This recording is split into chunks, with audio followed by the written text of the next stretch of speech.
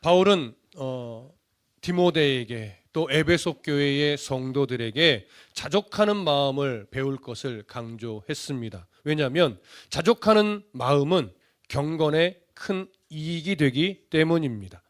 그러면서 사람이 인생을 살아갈 때에 이 땅에서의 삶으로만 끝나는 것이라면 사실 우리가 돈을 위해서 사는 것이 틀리다고 말할 수 없을 겁니다. 그러나 우리의 인생이 이 땅에서 삶으로 끝나는 것이 아니라 분명히 하나님의 나라, 우리가 영원히 복된 삶을 누리는 그때가 있기 때문에, 영원이라는 것이 분명히 있기 때문에 우리는 경건을 이익의 도구로 삼아서는 안 되는 겁니다.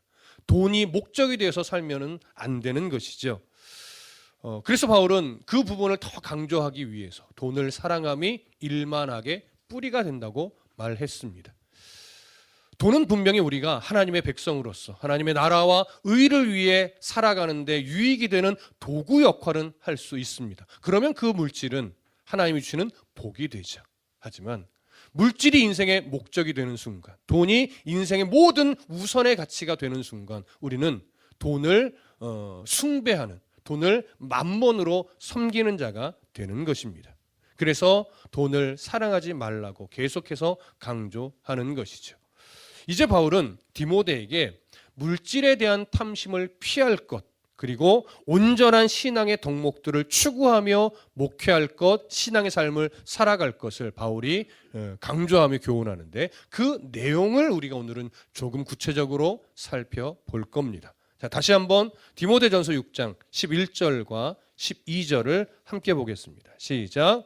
오직 너 하나님의 사람아, 이것들을 피하고 의와 경건과 믿음과 사랑과 인내와 온유를 따르며 믿음의 선한 싸움을 싸우라. 영생을 취하라.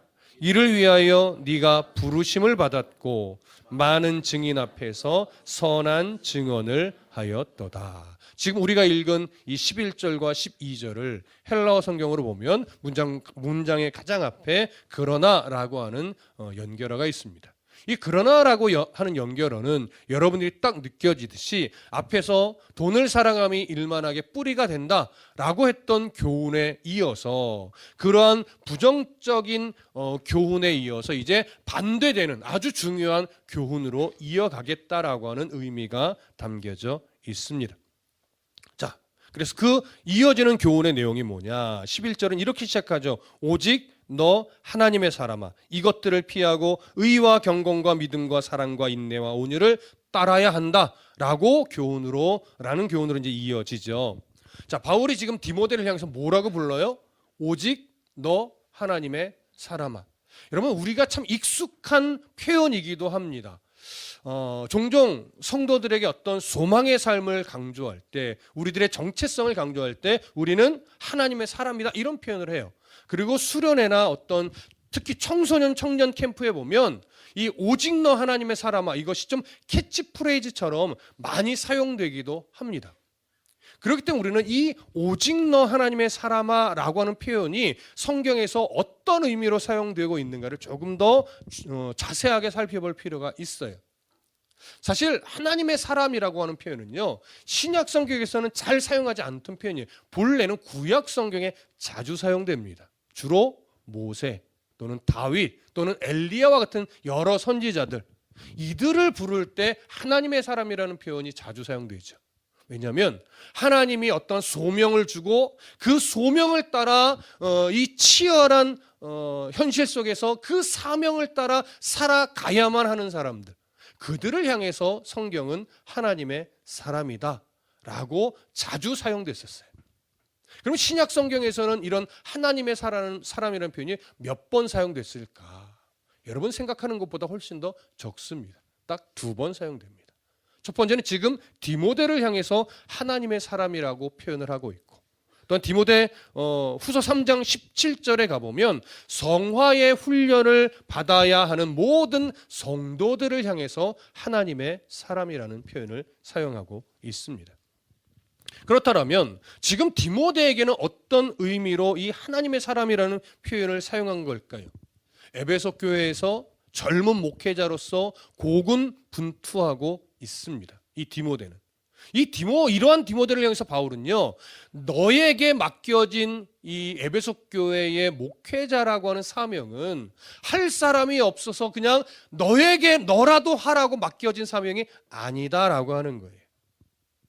구약에서 하나님이 모세를 인정하고 하나님이 다윗을 인정하고 엘리야와 같은 여러 선지자들을 인정하여 그에게 사명을 주고 그에게 그 사명을 맡겼던 것처럼 네가 비록 젊기는 하지만 하나님이 바울을 통해서 너를 그러한 사명자로 인정했기 때문에 맡겨진 거다. 그러니 어쩔 수 없이 떠맡은 것처럼 그 사명을 감당해서는 안 된다라고 하는 것. 하나님이 너를 그렇게 존귀하게 여겨서 너에게 너무나 소중한 사명을 맡긴 것이라는 것. 이걸 일깨워 주기 위해서 지금 오직 너 하나님의 사람아 이렇게 부른 거예요. 그렇기 때문에 지금 디모데는요, 절대로 이 상황과 형편에 매여서 자기의 편리를 따라 말씀을 왜곡시키거나 거짓 교훈을 가르쳤던 거짓 교사들처럼 함부로 사사로이 자기 생각에 따라서 말씀을 왜곡시켜서 가르쳐서는 안 되는 거지. 경건을 또 목회를 자기 물질적인 이득을 위해, 자기 명예를 위해, 자기 인기를 위해 목회를 이용해서도 안 되는 거예요. 그런 마음이나 그런 태도를 단호하게 버려야만 합니다.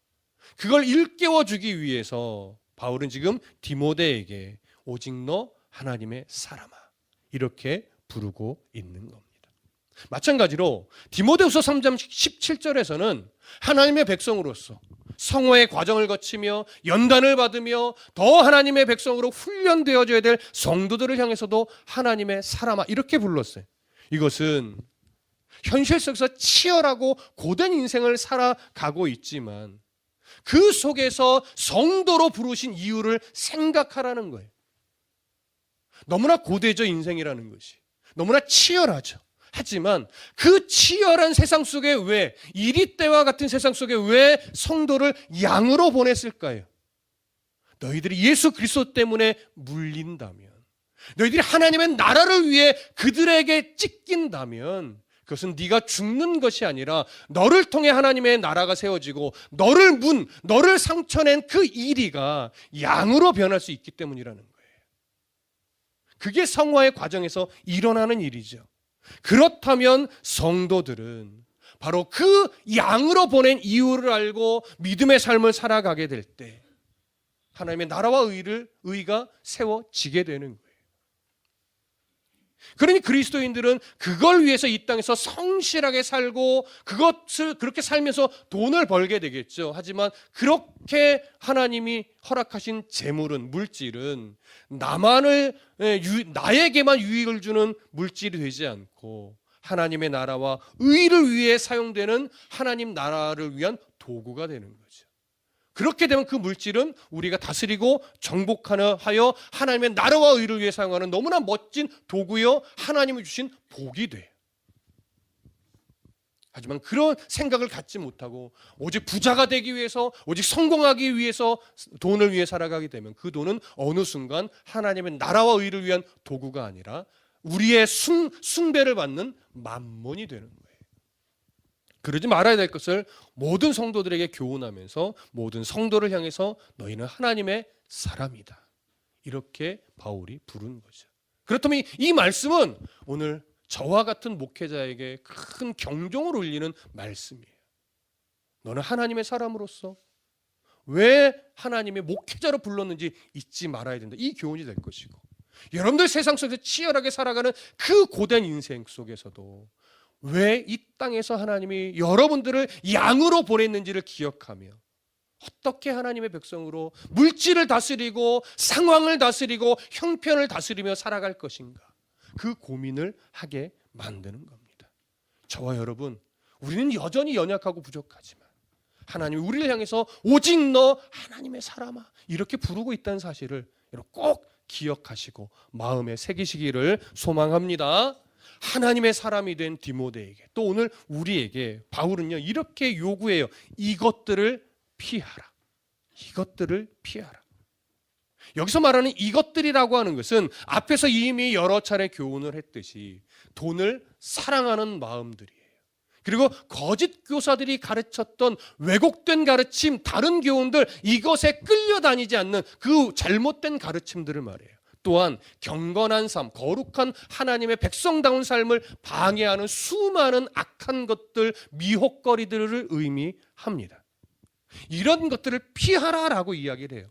피하라라고 번역된 이 헬라어 퓨게는요, 현재 명령형으로 쓰여져 있어요. 그러니까 명령이라는 것은 참으로 강력한 요구이죠. 근데 이것이 현재형이라는 것은 뭐냐면 강력한 요구이면서 한때 열심을 내야 되는 명령이 아니라 주님이 우리를 부르실 그때까지 계속해서 긴장감을 가지고 끊임없이 감당해야 되는 요구라는 의미가 돼요. 한때 마음이 뜨거울 때만 지켜야 되는 요구가 아니에요. 힘들 때도 이것을 기억하여 지켜야 돼요. 낙심이 될 때도 이 말씀을 기억하여 지켜가야 되는 거예요. 이것들을 피하는 싸움이죠. 그런데 이 피하라라고 번역된 헬라어 퓨게는요, 조금 아주 중요한 뉘앙스를 담고 있는데, 어떤 뉘앙스를 담고 있냐면요, 유행병을 피하듯이 피하라는 거예요. 이건 너무나 우리에게 이제 익숙하죠. 코로나 때에 우리 이 코로나를 피하기 위해서 어떤 노력을 했습니까? 집을 나가고 오갈 때마다 마스크를 썼죠. 확진이 되면 집 안에서도 내 가족임에도 불구하고 방 한쪽에 격리돼서 넣어주는 밥을 먹어야 됐고, 넣어주는 물을 마셔야 됐고, 화장실도 자유롭게 다니지 못할 만큼 우리는 그렇게 그 유행병을 피하기 위해 고군분투했었습니다. 얼마나 적극적으로 했었습니까? 그렇게 유행병을 피하듯이 악한 미혹들, 악한 것들을 적극적으로 피하라는 거예요. 독사를 피하듯이 피하라는 거예요. 마귀의 올무를 피하듯이 적극적으로 한순간만이 아니라 계속해서 피하라는 것이죠. 가능하면 더 빨리, 가능하면 더 멀리 피하라는 거예요. 그래, 잘 보세요. 이런 죄의 미혹들, 악한 것들을 대항하여 너의 힘으로 싸우라고 말하지 않아요. 피하라고 해요. 왜일까요? 우리들의 힘으로 이길 수 없기 때문이에요. 그러나 종종 싸우라라고 번역될 때는요, 그것은 너희들의 힘으로 싸우라는 게 아니에요. 성령의 도심을 따라 싸우라는 거예요. 피하라라고 번역될 때는요, 너의 힘으로는 이길 수 없으니 적극적으로 피하라는 거예요.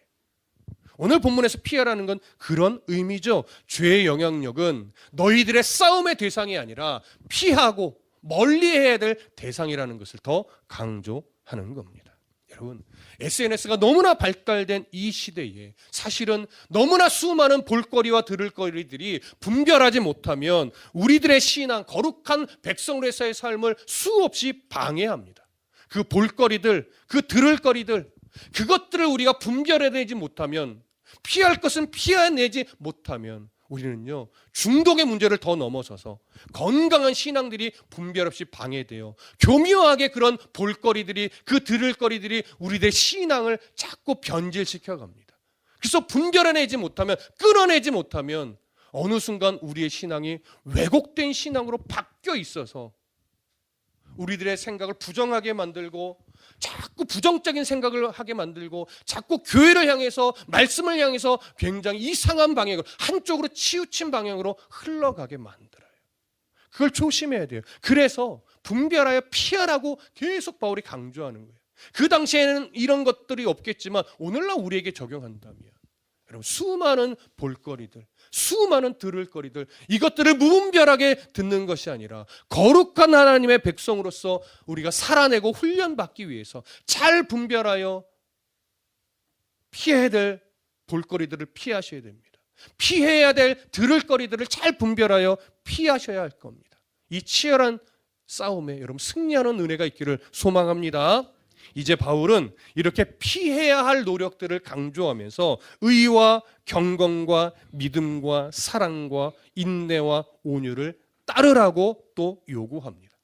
따르라고 번역된 헬라어 디오케도 역시나 현재 명령형으로 사용하고 있어요. 적극적으로 따라야 할 것에 대한 요구이면서 또한 마음이 좀 뜨거울 때 한때 지켜야 될 요구가 아니라 주님 나를 부르실 그때까지 계속해서 긴장감을 유지하며 따라가야 할 것에 대한 요구입니다. 그 덕목으로 제시하는 것이 이거죠. 의, 경건, 믿음, 사랑, 인내, 온유. 여러분 이런 덕목들을 제가 굳이 하나하나 무엇냐 설명할 필요는 없을 겁니다. 여러분들이 이미 익히 마음에 느껴지고 생각되는 그런 내용들이에요. 그런데 이런 내용들을 딱 보면 여러분 먼저 뭐가 탁 떠올라요? 갈라디아에서 말하고 있는 성령의 열매와 비슷하구나 딱 느껴지죠. 표현으로는 같은 표현도 있고 좀 다른 표현도 있습니다. 그러나 표현만 좀 다를 뿐이지 이건 성령의 열매와 동일한 맥락의 내용들입니다. 우리가 갈라디아서 5장 22절을 강의할 때에 들었던 내용들이 떠오르실 텐데 여러분 성령의 열매라고 하는 것은요 내 노력으로 내가 맺는 열매가 아니에요. 나를 통해 역사하시는 성령의 도우심과 인도하심을 따라 맺어지게 되는 열매죠. 또한 그 열매도 9가지가 아니에요. 열매는 복수로 되어 있어요? 단수로 되어 있어요? 단수로 되어 있어요. 성령의 열매는 하나입니다. 성령이 나의 삶을 간섭하시고 도우시고 다듬어 내시면서 우리의 삶의 성도다움이라고 하는 현상들이 일어나는 거예요. 그 현상들이 성경은 대표적으로 9가지를 제시했을 뿐이고 우리는 9가지를 넘어서서 성도다워지는 변화는 여러 모습입니다. 또 각자 조금씩 다 다릅니다. 그런 현상들을 대표적으로 9가지로 표현해 냈을 뿐이에요. 오늘 여기서 제시한 6가지 내용들도요 조금 다른 표현이 섞여 있을 뿐이지 성령을 통하여 변화되는 성도다움의 현상들의 모습들일 뿐이에요. 그래서 성령께서 맺어가신 열매는 하나예요. 성도다워지는 변화. 그 성도다워지다 보니까 말이 변하고 표정이 변하고 행동이 변하고 어떤 상황에 대처하는 태도가 바뀌고 이러면서 여러 성도다워지는 현상들이 일어나는 거예요. 이게 바로 성령의 열매입니다. 이걸 오늘 성경에서 바울은 11절에서 의와 경건과 믿음과 사랑과 인내와 온유를 따르는 것이라고 말하는 거예요. 적극적으로 따라가지만 누구를 따라가는 거예요? 성령의 인도하심을 따라가는 거예요. 내 판단으로 무엇인가를 막 하는 것이 아니고 성령께서 깨닫게 해주시는 내용을 따라 성령께서 우리의 신앙의 양심에 울리시는 대로 그렇게 순종하여 그 인도하심을 따라 내 삶이 따라가게 되어져야 하는 거죠. 그럴 때 우리들의 삶에 성령이 원하시는 여러 현상들, 변화들, 태도들이 다시 새롭게 세워지는 겁니다. 그럼 그것이 더 적극적으로 올바르게 되어지기 위해서는 당연히 어떤 필요가 우리에게 요구되겠습니까? 바로 하나님의 말씀을 바르게 배워서 하나님의 마음이 어디에 있는지를 깨달아 알아가는 일이 더 아주 중요하게 요구가 되겠죠. 왜요? 그렇게 하나님의 마음을 깨달아 알아가야 성령의 인도하심을 더 명확하게 분별하여 바라볼 수 있는 거예요. 여러분 말씀을 잘 모르고 하나님의 마음을 잘 모르면요 분별이 안 돼서 정말 정확한 하나님의 말씀을 성령의 인도하심을 명확하게 분별해내기가 어려워져요. 말씀을 왜곡되게 알며 잘못된 것을 성령의 인도하심이라 여기고 그것을 따라가게 되기 때문에 그래요. 여러분 하나님의 마음이 어디에 있는지 성경은 왜 이렇게 기록되어 있는지 그 의도와 이유를 알아서 하나님이 어떤 분인지를 더 선명하게 알게 되어야 성령의 인도하심을 바르게 깨닫고 따라갈 수가 있습니다. 그렇게 성령의 인도하심을 명확하게 알고 따라가야 그 삶에 어떤 현상이 나타나요? 의와 경건과 믿음과 사랑과 인내와 온유라고 하는 여러 성도다워지는 현상들이 나타나게 되는 겁니다. 이것이 우리가 적극적으로 따라가야 될 내용이에요. 그럼 바울은 우리에게 2가지를 요구하는 거예요. 적극적으로 유행병을 피하듯이 피해야 할 것들, 이걸 분별해서 피해야죠. 그 다음에 성령의 인도하심을 따라 우리가 적극적으로 따라가야 될 것들, 이것들 또한 분별하여 깨달아 알게 되면 그것들을 놓치지 않기 위해서 우리는 부단히도 열심히 계속해서 따라가야 하는 씨름을 해야만 하는 겁니다. 이렇게 피해야 할 것과 따라가야 할 것에 대해서 교훈한 바울이요, 이제 디모데에게 이렇게 이제 요구해요. 믿음의 선한 싸움을 싸워라. 이런 믿음의 선한 싸움. 사실 그냥 믿음의 싸움이라고 해도 돼요. 근데 바울은 조금 더 강조하기 위해서 믿음의 선한 싸움이라고 해요.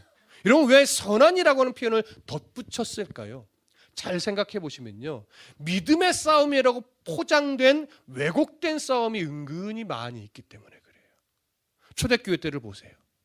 서기관들, 바리새인들, 그들은요 믿음의 싸움이라는 것을 강조하면서 요구했던 내용들이 다분히 형식적이었어요. 외적인 행위에 치중되어 있었어요. 그래서 안식일법을 만들어서 어떻게 했어요? 몇 보 이상은 걷지도 말아라. 음식은 요리하면 안 된다. 뭐 어떤 몇 그램 이상 된 무게에 되는 것은 들어서도 안 된다. 이런 이유로 예전 어른들의 신앙 안에 거룩한 안식일을 지키기 위해서는 한때 어떤 요구가 있었죠? 버스도 타면 안 된다. 주일에는 뭘 사 먹어서도 안 된다. 그리고 교회 안에서는 기타나 드럼을 쳐서도 안 된다. 이런 요구들이 있었단 말이에요. 그런 그때의 모습을 절대 비하하는 것이 아닙니다. 그때는요 그렇게 성도의 거룩을 지켜냈어요. 그런 거룩에 애씀이 없었다면 지금의 한국교회가 있을 수가 없지요. 하지만 성경의 의미들이 이제 밝히 드러나고 있는 지금에까지 그런 행위에 치우쳐 있다면 이건 좀 왜곡된 어떤 믿음의 싸움을 싸우는 거예요. 조금 더 올바르게 성령의 인도하심을 알고 믿음의 선한 싸움이 무엇인지를 알아서 바르게 싸워야죠. 엉뚱한 것을 거룩하게 포장해서 싸우는 것이 아니라 정말로 하나님이 우리가 싸워야 될 것이 무엇인지를 보게 한 그것을 가지고 싸워야죠. 그래서 조금 더 선명하게 믿음의 선한 싸움을 싸우라고 강조한 겁니다. 믿음을 지키는 싸움, 거짓 교사들의 왜곡된 교훈에 현혹되지 않는 싸움, 신앙을 왜곡시키는 그 헛된 것에 마음을 빼앗기지 않는 싸움. 여러분 이런 싸움을 우리가 해야 하는 거예요. 그 싸움은 분명 피해야 하는 싸움과 따라가는 싸움으로 정리할 수 있는 거죠. 그런데 싸우라라고 번역된 헬라어 아고니주는요 동일하게 그 문법 요소대로 열심히 적극적으로 싸워야 될 것과 함께 어느 한순간의 싸움이 아니라 주님 부르실 때까지 계속해서 싸워야 한다는 의미를 갖고 있어요. 그러니까 여기 피하라, 따라라, 또 싸우라는 문법적으로 계속 똑같아요. 적극적인 요구와 함께 한순간이 아니에요. 지속적으로 계속해서 긴장감을 늦추지 말고 싸워야 할 것을 말합니다. 또한 아고니즈라고 하는 단어가 갖고 있는 어떤 뉘앙스 중에는 뭐가 있냐면요, 자신과 가족의 생명을 걸고 싸우는 치열한 전투 상황을 묘사할 때 주로 쓰는 단어예요. 그러니 이 말은 뭐예요? 이런 믿음의 싸움이 결코 가볍지 않다는 의미예요. 그리고 이 싸움은 결코 한순간의 싸움이 아니라 오랜 시간 지속할 수밖에 없는 싸움이라는 것을 보여줍니다. 그러니 이 믿음의 싸움이 그 치열할진데 피하는 일에 우리가 긴장을 늦춘다면, 또 따라가는 일에 긴장을 늦춘다면요, 우리는 정말로 많은 미혹에 마음을 빼앗기게 되고 붙잡지 말아야 될 것을 붙잡고 왜곡된 신앙에 치우쳐서 우리들이 하나님을 사랑한다 하면서도 참으로 이상한 믿음의 사람이 될 수 있는 거예요. 그래서 우리는 이 하나님의 선을 쫓아 달려가는 이 치열한 믿음의 삶을 살아갈 때 정말 우리가 피해야 될 것이 무엇인지를 날마다 말씀을 통해서 분별하는 노력을 게을리하면 안 됩니다. 그리고 성령의 인도하심이 도대체 어디에 있는가, 이걸 알기 위한 부단한 고민들을 늘 해야 돼요. 그래서 그 따라가야 될 것을 바르게 분별하여 정말 치열하게 열심히 계속해서 따라가는 이 씨름을 해야만 합니다. 그것이 바로 믿음의 선한 싸움을 싸워가는 거예요. 힘듭니다, 여러분. 어렵습니다. 이런 믿음의 선한 싸움을 싸우라는 요구와 함께 바울이 이어지는 요구가 하나 더 있어요. 그게 뭐냐면 영생을 취하라예요. 이 두 표현은요 사실 절대 떨어질 수 없는 요구예요. 믿음의 선한 싸움을 싸운다는 것은 결국 뭐냐면 영생을 취하는 것과 똑같은 건데, 왜 바울이 지금 영생을 취하라고 했을까요? 우리가 알고 있는 신학적 입장은 뭐예요? 영생은 이미 주어졌죠. 영생은 이미 소유했단 말이에요. 예수 그리스도를 나의 주 나의 하나님으로 영접하여 믿는 순간 영생은 우리가 취해야 될 것이 아니라 이미 소유했단 말이죠. 근데 바울은 영생을 취하라 이렇게 요구해요. 왜일까요? 요한복음 3장 36절에 보면 예수님 분명하게 뭐라고 말했냐면 아들을 믿는 자에게는 영생이 있고 현재적으로 이야기를 해요. 또한 아들에게 순종하지 아니하는 자는 영생을 보지 못하고, 이것도 현재적으로 이야기를 해요. 그러면서 하나님의 진노가 그 위에 머물러 있다, 그것도 현재적으로 이야기를 해요. 무슨 말입니까?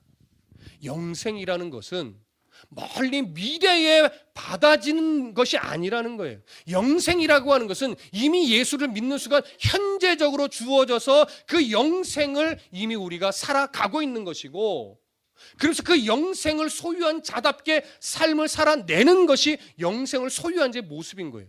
그런데 영생을 보지 못한다는 것은 어떤 의미냐면요, 하나님 나라의 그 영원한 복된 영생을 바라보지 못한다는 거예요.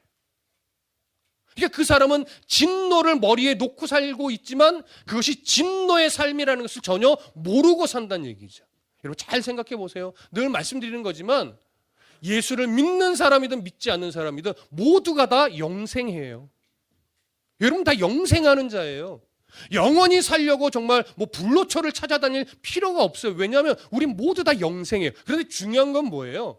하나님과의 관계가 회복된 자로 영생을 살아가느냐, 아니면 하나님과 단절된 상태로 영원히 살아가느냐예요. 우리는 그 영생의 한 자락을 살아가고 있어요. 다만 아직은 육체의 한계라고 하는 것을 가지고 있을 뿐이에요. 주님 다시 오시는 그 날에는 모든 사람, 예수를 믿든 믿지 않든 다 영과 육이 부활하여서요 영생의 삶으로 가요. 근데 그 가운데 무엇으로 갈라져요? 하나님과 관계가 회복된 자로 영원한 복락의 영생을 누리는 그 완전한 장소로 가느냐, 아니면 하나님과 단절된 상태로 하나님과 상관없는 곳에서 영원한 고통을 누리며 영생을 살아가느냐, 그 차이가 있을 뿐이에요. 근데 그 차이로 갈라지기 전 우리는 이 땅에서 육체의 한계를 가지고서 영생의 한 자락을 살아가는 거예요. 근데 그 영생의 한 자락에서 우리는 돈에 속고 명예에 속고 인기에 속으면 내 위에 멸망이 잇따라가는 것을 모르는 채 그저 돈에 취해서 멸망을 바라보아가는 영생을 살아가요. 돈에 취해서, 명예에 취해서, 인기에 취해서. 하지만 우리 그리스도인들은 하나님과 이미 관계가 회복된 자로서 정말 가장 복된 영생을 소망하고 있는 자라고요. 근데 이런 자가, 이런 우리가 돈에 취하면 자꾸 하나님의 나라를 소망하는 영생으로 가야 되는데, 그 영생을 누리고 즐기는 삶을 살아가야 되는데 돈에 속아서 영생의 삶을 누리지 못해서 전전긍긍하고 헛된 탐심에 빠져있는 삶의 한 자락을 살아가요. 그건 하나님과 관계가 단절된 영생을 살아가는 자의 모습이어야 하는데 믿음의 사람이 자꾸 그쪽으로 삶의 방향이 틀어진다고요. 바울은요, 또 하나님이 이걸 안타까워하는 거예요. 그러니까 영생을 누리지 못해요. 믿음의 사람이 살아가는 넉넉함을 삶에 적용해내지를 못하는 거예요. 나는 뭐가 없어서 못해요. 나는 뭐가 부족해서 못해요. 나는요 지금 이 문제 때문에 뭘 못해요. 자꾸 이렇게 간다고요. 이거 영생을 못 누리는 거예요. 하나님 나라 백성, 영원의 삶을 이미 소유한 우리들인데 자꾸 소유했으니까 없어도 할 수 있고 부족해도 할 수 있고 막막해도 할 수 있는데 자꾸 우리들의 입술이 어떻게 가요? 없어서 못해요. 부족해서 못해요. 뭐가 보이지 않아서 못해요. 저만큼 좀 가면 할게요. 이렇게 반응해요. 그런 사람 영원히 못해요. 그러니까 하나님이 안타까운 거예요. 바울이 안타까운 거예요. 없어서 못하는 게 아니다. 부족해서 못하는 게 아니다. 막혀서 못하는 것이 아니다. 그 상황 때문에 못하는 것이 아니다. 넌 지금 천국의 삶을 누리지 못하는 거다. 불안하니까. 천국을 소유했는데 천국을 마치 가지고 싶어서 안다라는 사람처럼 보이는 거예요. 여러분, 천국은요 지금 막 가져야 되는 게 아니에요. 이미 가진 거예요. 영생은요 우리가 취해야 되는 것이 아니라 이미 소유했다고요. 그 영생을 소유한 자로서 전전긍긍하고 막 탐심을 부려야만 하는 자가 아니고요, 이미 누려야죠. 그 삶을 즐겨야죠. 돈이 줄 수 없는 영생을 가졌는데, 명예가 줄 수 없는 영생을 가졌는데, 인기가 줄 수 없는 영생을 가졌는데 그것을 소유한 자로서의 넉넉함이 없는 거예요. 그것을 소유한 자로서의 여유가 없는 거예요. 그것을 소유한 자로서의 어떤 이해의 폭이 너무나 우리는 좁은 거예요. 그래서 못하는 거예요, 여러분. 없어서 못하는 게 아니라고요. 메르시 텐이라고 하는 유명한 학자가 이런 말을 했어요. 믿는 자에게 있어서 영생은 현재의 소유인 것이지 죽음의 문 앞에서 주어지는 상급이 아니다, 이렇게 말해요. 이건 너무나 당연한 말이에요. 또한 진노는 불신자의 현재적 대가이다. 그는 이미 저주 아래 놓여 있다. 그러니까 영생을 못 누리죠, 이런 사람들은. 너무나 정확한 표현입니다. 따라서 영생을 소유한 성도들은 이미 하나님과의 관계 회복을 선물로 받은 자예요. 그러니까 그 선물을 이제는 좀 사용해 보시라는 거예요. 그 선물을 사용한다는 것이 바로 영생을 소유한 자로서의 그 넉넉함을 발휘하고, 영생을 소유한 자로서의 그 여유를 발휘하고, 영생을 소유한 자로서의 그 이해하는 능력, 이해하는 실력, 이걸 발휘할 수 있어야 한다는 거죠. 하나님과의 그 교제가 깊어져서 영생을 소유한 자로서의 넉넉함이 우리 안에 실력으로 자리 잡으면요, 어떤 상황에서도 기뻐해요. 어떤 상황에서도 감사해요. 어떤 상황에서도 찬송이 흘러나오는 거예요. 이게 영생을 취하는 거예요. 이런 삶을 누리라는 의미예요. 없으니까 가지라는 것이 아니에요. 이미 가졌으니까 이제는 그것을 신앙의 실력으로 발휘해내라는 거예요. 그것을 바울은 영생을 취하라 이렇게 말하고 있는 겁니다. 그래서 이런 의미를 담아서 바울이 믿음의 선한 싸움을 싸우라, 영생을 취하라 이렇게 요구하는 거죠. 그리고 나서 이제 바울이 마지막 결론으로 이렇게 얘기합니다. 이를 위하여 네가 부르심을 받았고 많은 증인 앞에서 선한 증언을 하였도다. 무슨 의미겠어요? 이런 삶의 본보기가 되라고 디모데야 너를 에베소 교회의 목회자로 세운 것이다. 그래, 절대 거짓 교사들과 대항해서 싸우면서 너 또한 변질되거나 너 또한 돈을 사랑하여 일만하게 뿌리가 되는 이런 삶을 살지 말고 철저하게 피할 것은 피하는 싸움에 승리하고 철저하게 따라가야 될 싸움을 싸워내면서 네가 그런 삶이 정말 영생을 소유한 자로서의 넉넉함이라는 것을 본보기로 네가 보여주는 그런 목회를 해라. 이걸 얘기하는 거예요. 그래서 이를 위하여 부르심을 받았다는 거죠. 여러분, 성도 우리들은 다를까요? 바로 이런 삶의 믿음의 사람다운 삶의 본보기가 되라고 부모가 되게 하신 거예요. 또 신앙의 선배가 되게 하신 거예요. 그리고 또 세상에서도 그 역할을 하라고 이리 때와 같은 세상 속에 우리를 양으로 보내신 거라고요. 여러분, 이해되십니까? 디모데는 이 말씀을 가슴 깊이 새겨야 해요. 그리고 많은 증인 앞에서 선한 증언을 했대. 이것은 뭐냐면요, 바울이 에베소 교회 목회자로 이제 디모데를 세울 때 많은 증인들 앞에서 내가 이런 목회자가 되겠습니다라고 선언했다는 거예요. 그 선언에 합당하게 변질되지 말고 목회를 끝까지 하라는 거죠. 여러분, 돌아서서 한번 생각해 보십시오. 여러분, 정말 예수 그리스도의 그 사랑을 좀 뜨겁게 경험할 때가 누구나 다 있었을 거예요. 예수를 믿는다고 하지만 인격적으로 하나님을 만나서 이제는 내가 주를 위해 살겠습니다. 어떤 상황에도 흔들리지 않고 내가 이제 주를 위해 몸과 마음과 삶을 내어드리겠습니다 라고 고백했던 순간을 떠올려 보십시오. 그것이 바로 오늘 많은 증인 앞에서 증언을 하였다는 고백과 사실은 똑같은 맥락이에요. 그때의 마음들이 이제 다시 기억하셔야 돼요. 내가 그때 그 큰 은혜 앞에서 하나님 내가 이런 삶을 살겠습니다라고 그렇게 순수하게 고백했었는데 이 삶의 세파를 거치면서 제 안에 그런 고백들과 그 사랑의 마음들이 자꾸 잃어버렸습니다. 그걸 다시 기억해내고 다시 그때의 뜨거움을 회복하여 하나님 앞에서 저는 모든 삶을 나의 건강과 지혜와 어떤 달란트를 나만을 위해 쓰는 것이 아니라 이제는 하나님의 나라와 의를 위해 기꺼이 쓰며 하나님 나라를 소유한 자로서의 본보기를 보이며 그렇게 살아가길 소망합니다라고 오늘 다시 한번 마음의 결심들이 일어나야 합니다. 저 또한 목회자로서 더 경각심을 가져야 하고 성도이며 부모이고 선배인 여러분들도 또한 그런 경각심을 가져서 저와 여러분들이 함께 이런 믿음의 싸움, 피하는 싸움과 따르는 싸움에 승리하여서 믿음의 선한 싸움을 싸우며 영생을 취하는 이런 일의 본보기가 되는 삶을 저와 여러분들 함께 살아내 주셔야만 하는 겁니다. 그리고 또 한 가지, 이런 믿음의 싸움은 참 어렵습니다. 정말 쉽지 않습니다. 하지만 쉽지 않은 이 싸움을 정말 쉽지 않은 싸움이라는 것을 우리가 스스로 인정하고 매일매일 이것을 기억하고 이 싸움을 오늘도 잘 싸워야지라고 하나님 앞에 고백하면서 하루하루 치열하게 살아간다 보면 하나님 우리 안에 더 깊은 은혜를 주실 것이고 그것이 이제 실력으로 잡아가게 되면 어느 순간 그런 삶을 즐기며 감사와 찬송과 성도다운 넉넉함으로 우리에게 주어진 인생을 참 복되게 살아가시게 될 겁니다. 오늘 이러한 은혜가 저와 여러분들의 삶에 가득하기를 소망하고 축복합니다. 기도하겠습니다.